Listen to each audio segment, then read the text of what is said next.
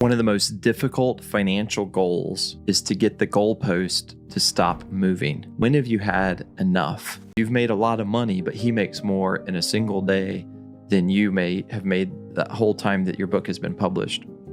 And the author of the book, Heller, looked at his friend and he said, yeah, but I have something that billionaire, the guy who's hosting us at his huge mansion, I have something that he will never have. And his friend looked at him, what could that be? And he said, I have enough. I'm good with where I'm at. Part of what this book, The Psychology of Money, looks at, when do you have enough? Because most people think to be rich, I just need a little bit more. Housel tells the story of Rajat Gupta, who grew up in Calcutta, India.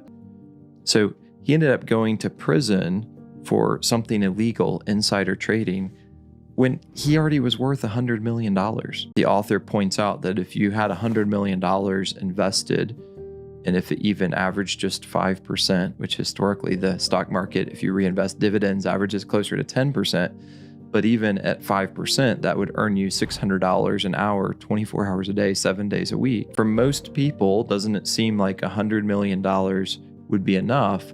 The second point he says is that social comparison is the problem. He gives a really interesting analogy. So if you're making $500,000 a year, that sounds great, except your teammate is making $36 million a year, and you can start to get jealous. If God does bless us with financial success, we just keep wanting more.